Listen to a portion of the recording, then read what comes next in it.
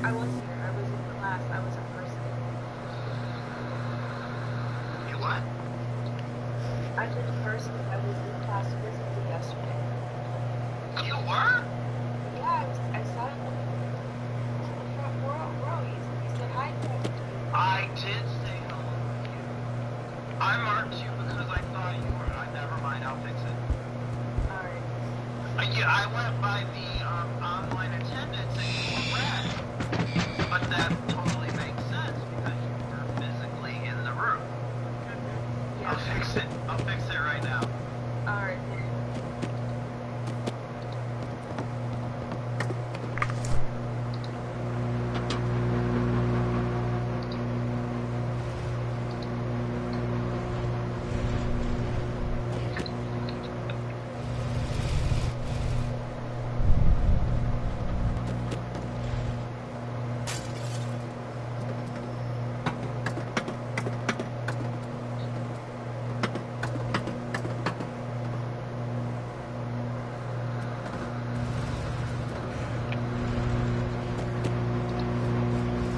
Yesterday was the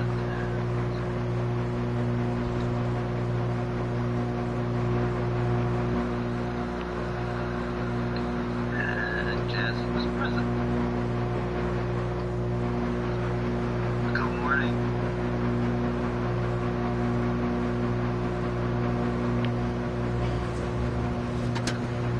It's changed. Alright, Yeah, of course. Thanks for letting me know. I'm just a bonehead. I'm a creature of habit, and I'm so used to being online.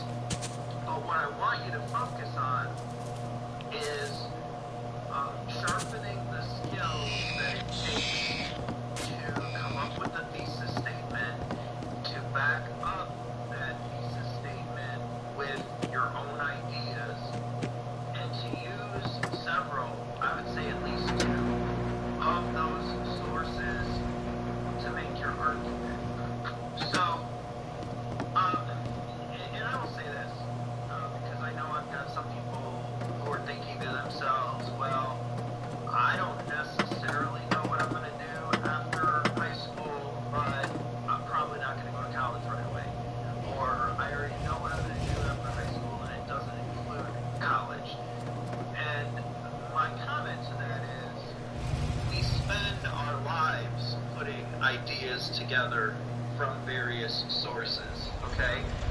When we decide who we're going to vote for, we read articles and listen to debates and put all of those ideas together. When we want to buy a car, we put together ideas. Those values change. I mean, I remember when I bought my first car, I was looking for something that was reliable but inexpensive because I wasn't making tons of money. I didn't really look into things like, say, safety ratings. But after my son was born, when I bought cars, now safety ratings came into play. So when I did my research, I made sure that it was rated high in terms of safety, especially for the backseat passenger. So in real life, you are going to do research. You are going to put research together in order to come to a conclusion that works for you. It may not be about plagiarism in art.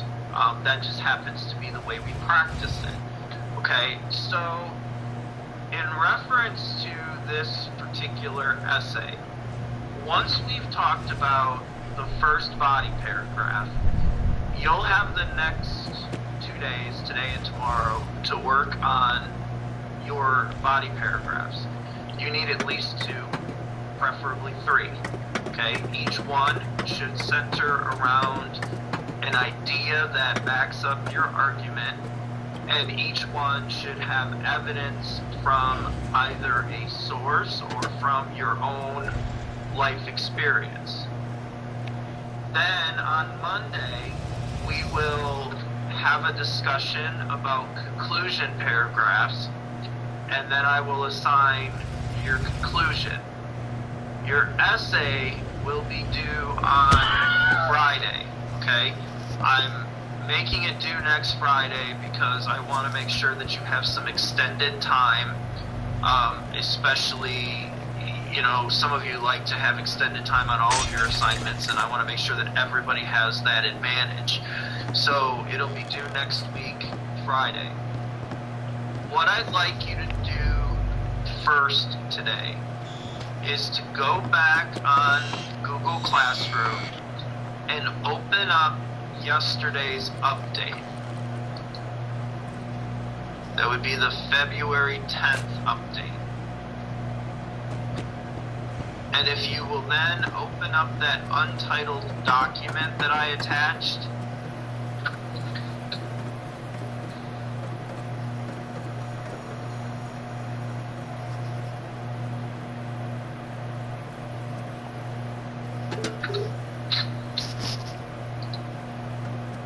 no. What's that mean? Josiah, you're not going to open it? Oh, Huh? I thought you said that we have a question, my bad. No, I was like, I want you to open it up, and then you said no. I was like, okay. No, just open it up.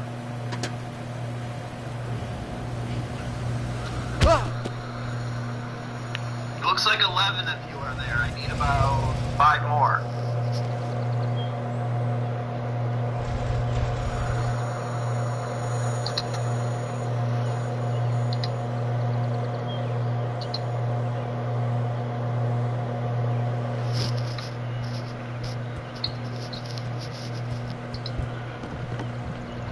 Underneath yesterday's update, Ella, there should be something that's called Untitled Document. Just open that up.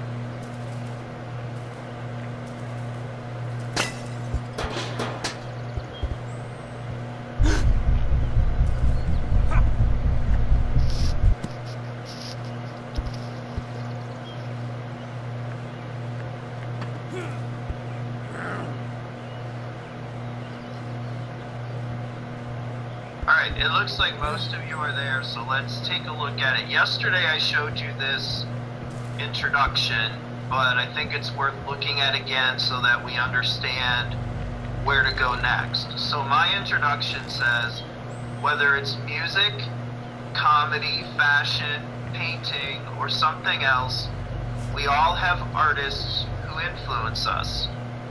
Sometimes the work of those people we admire become part of the art we create, either intentionally or unintentionally. Recently, there have been numerous lawsuits centered around this so-called plagiarism, and the question has been raised: when do inspiration and imitation become illegal? After reading the three sources provided, it becomes clear that artists must not borrow from another source unless permission is granted by the original artist. There are several reasons why this is true. Now, the bold-faced words, the bold-faced sentence is my thesis statement.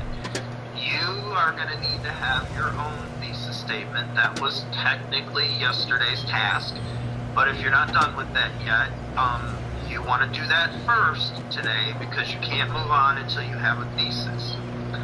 Here's my first body paragraph. I'm going to read it, and then we're going to talk about the elements that it needs, or the elements that it meets in this particular case.